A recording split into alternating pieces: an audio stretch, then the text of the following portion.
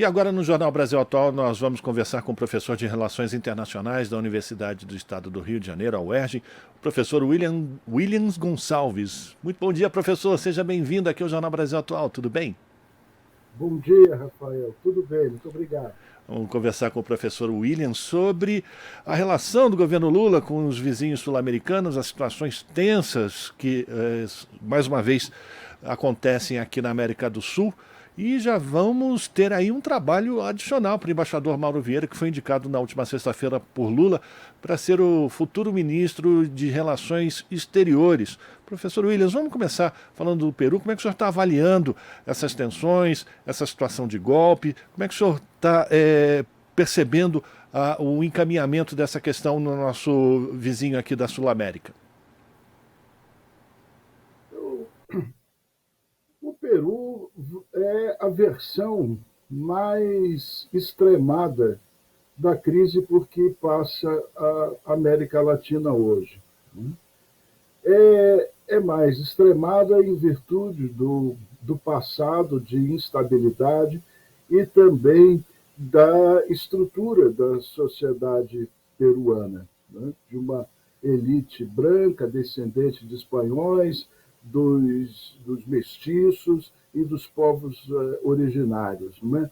E depois, quer dizer, todos os conflitos porque o Peru tem passado. Então, a situação do Peru é uma situação bastante confusa, um grande número de partidos políticos e, fundamentalmente, né, uma elite que não quer abrir mão das vantagens, dos benefícios que obteve nos últimos tempos. E isso, vamos dizer, é comum a toda a América Latina. O neoliberalismo, né, avançou de tal modo, confiscou direitos da classe trabalhadora, das massas populares, né, obteve lucros exorbitantes, concentrou renda de uma maneira indecente, de uma maneira absurda, e não quer se arriscar a perder isso. Né? Quer dizer, portanto, a situação do Peru é a mesma do Brasil, é a mesma da Argentina, é a mesma de outras partes. Porém, numa versão mais extremada, numa versão mais confusa, vamos dizer assim. Sem dúvida. O presidente Pedro Castilho chamou a sua vice, a atual presidenta, a Boluarte, de usurpadora.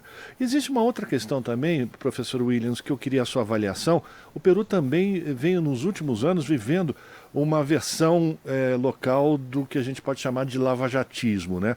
O judiciário por lá também destruiu a política, né, professor? E isso está cobrando agora seu preço, né? Exatamente. É a chamada lawfare, né? É o uso das leis, o uso do direito para ações políticas orientadas, né, segundo os interesses da elite, das elites econômicas. Né?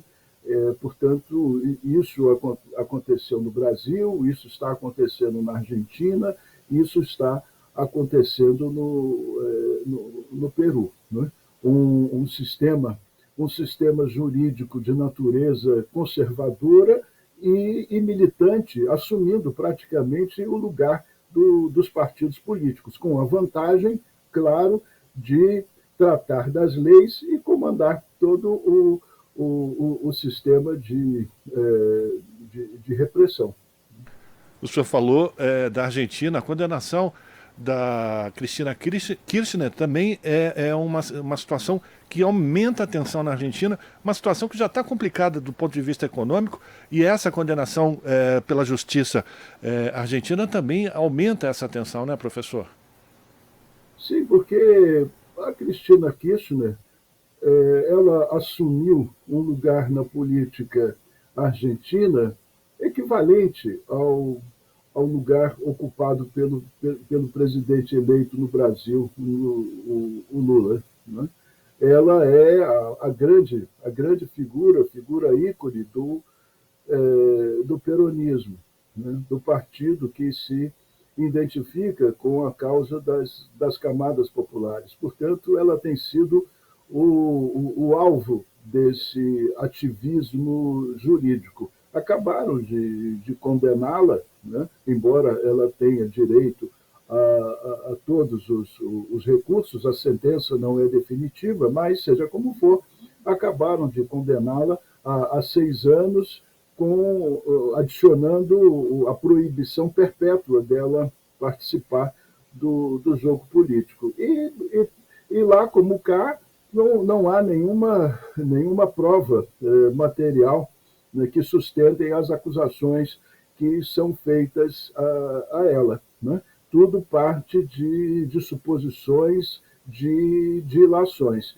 Mas, como eu disse no início, é a forma de atingir, né, a figura central do movimento popular, da liderança política, a principal liderança política das camadas populares. Portanto, é um fenômeno, né, com características locais, evidentemente, mas, né, é um fenômeno geral na nossa região. E a Argentina está passando por um problema, uma situação difícil, né, professor, com relação à sua economia. É necessário que se reative a economia como um todo na América do Sul, ou na América Latina, para que a gente possa ter uma certa estabilidade, ou seja, dividir essa riqueza também com os trabalhadores, com as populações mais pobres, o que aumenta os desafios para o Mauro Vieira, que é indicado como o novo chanceler do Brasil. A reativação de organismos como o Mercosul é fundamental para que isso volte a acontecer, né, professor? Sem dúvida nenhuma. É necessário não apenas reativar o Mercosul, mas persistir na luta para a integração do continente, como, aliás, recomenda a nossa Constituição, né? A integração do Brasil ao contexto regional é um preceito constitucional. O presidente que não trabalha nesse sentido, ele desrespeita a Constituição. Isso é necessário deixar claro, porque não se trata apenas de uma diretriz governamental. Não, é um preceito constitucional. Portanto, os fundadores da nossa Constituição, os constituintes, estabeleceram a integração do Brasil à região como algo que todo governante tem o dever de prosseguir, de perseguir. O que nós vimos nos últimos 4 anos foi justamente o inverso, foi o desrespeito sistemático da Constituição e o rompimento dos vínculos com os nossos vizinhos, né? De modo geral, como é típico do governante que está se retirando, da maneira mais primária, mais primitiva, mais grosseira. Nós nos afastamos dos nossos vizinhos. E, portanto, o novo governo do presidente Lula e do seu chanceler Mauro Vieira, o seu governo tem o dever, vamos dizer assim, né, de retomar, né, os trabalhos para a integração. E isso é importante para toda a América Latina. A questão vamos reduzir a América do Sul, né? A questão da América do Sul, a questão central, o que faz sentido na nossa inserção no mundo é a luta pelo desenvolvimento, né?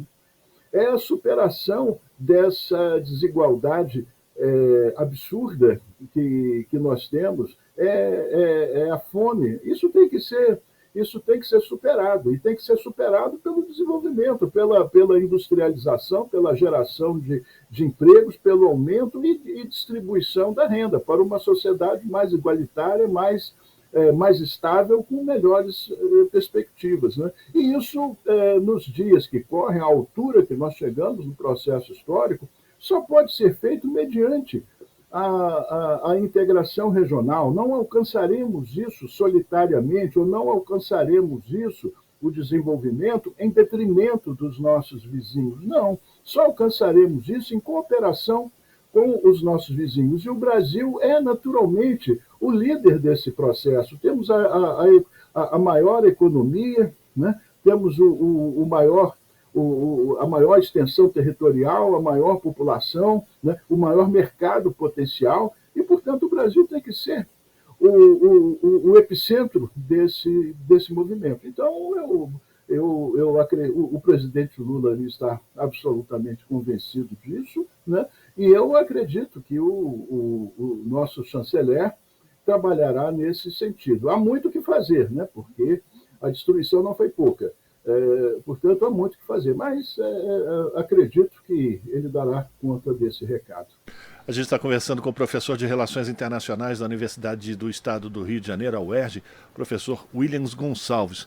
Professor, para a gente terminar, vamos abrir um pouco esse quadro de referência, porque a gente tem agora uma disputa envolvendo, digamos, o norte global, o sul global, né? A situação dos Estados Unidos, o surgimento da China como um grande líder também econômico no mundo, e a posição do Brasil dentro dessa correlação de forças ou dessa disputa econômica ou geopolítica é fundamental. E o ex-presidente Lula, ou o futuro presidente Lula, ou já o presidente eleito e de fato ainda não de direito do Brasil, porque na verdade Lula já está governando esse país, né?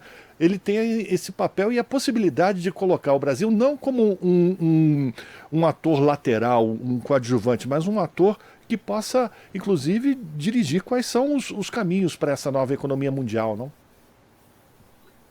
Olha, Rafael, a, a inserção internacional de um país depende, em grande medida, do que esse país é, do que esse país se constituiu ao longo do tempo. Depende, né, do que ele quer ser.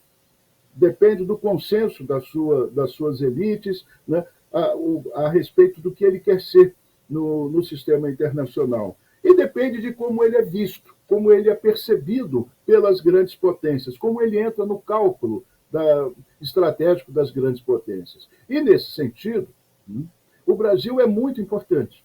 O Brasil é muito importante para a China, o Brasil é muito importante para os Estados Unidos. Portanto, não deve causar nenhuma surpresa o fato de a eleição do presidente Lula ter sido imediatamente reconhecida pelo presidente Xi Jinping e pelo presidente Joe Biden. Para ambos, o Brasil é muito importante. O Brasil precisa voltar, né, para o sistema internacional como um ator relevante. Né? E cada um deles, né, quer o Brasil perto de si. Veja que esse tumulto que nós assistimos, e a respeito do qual acabamos de comentar, na América do Sul, esse tumulto tem tudo a ver com isso. Né? Isso não é uma coisa isolada. Isso sim, esse tumulto ele se insere nesse contexto, né, de tensão em que se disputa a ordem internacional. Os Estados Unidos tentando manter uma ordem internacional liberal, tentando manter as instituições internacionais que sempre asseguraram a sua hegemonia, e a China lutando para mudar a ordem internacional, para criar uma ordem internacional mais favorável aos países em desenvolvimento, uma ordem internacional mais democrática, que suprima as intervenções das grandes potências nos assuntos dos pequenos estados. Portanto, nós temos um papel importante a desempenhar. Não é? E é necessário, vamos dizer, inteligência estratégica, é necessário sagacidade, é necessário experiência para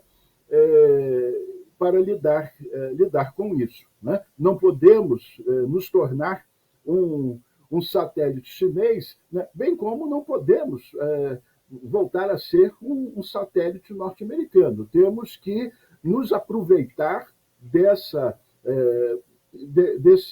contexto de disputa e procurar extrair os maiores benefícios possíveis. Uma coisa muito parecida com o que fez Barão do Rio Branco no início do século XX, bastante parecida com o que fez Getúlio Vargas ante o conflito que resultou na Segunda Guerra Mundial. Né? A nossa posição, no meu entendimento, é essa. Nós temos a oportunidade de, na condição de terceiros interessados, obter, né, vantagens expressivas, obter benefícios reais para a promoção do nosso desenvolvimento. Bom, e a gente já percebeu que o presidente Lula, diante da sua participação na COP27, tem todas as condições de conseguir isso, né? Ele tem uma inteligência política super aguçada e é possível que a gente possa ser reinserido novamente no mundo de uma outra forma, não como um pária, né, professor? Eu acredito que na quadra que vivemos, na conjuntura que vivemos, ele é o homem indicado para isso. Não vejo outro que pudesse desempenhar esse papel. Deposito inteira confiança nele e creio que ele está bem assessorado com o Celso Amorim, com o Mauro Vieira e com os nacionalistas do Itamaraty. Confio neles. Muito bom. Bom, a gente vai voltar a falar várias vezes com o senhor a partir de agora, né, professor, para acompanhar essa recolocação do Brasil no tabuleiro geopolítico mundial. Muito obrigado pela sua participação, viu, professor? E até uma próxima oportunidade. Não há que agradecer, o prazer é todo meu, foi uma honra. Um abraço e tenha um bom dia. Bom dia, conversamos com o professor Williams Gonçalves, professor de Relações Internacionais da UERJ, aqui no Jornal Brasil Atual. Estamos apresentando Jornal Brasil Atual. As notícias que os outros não dão.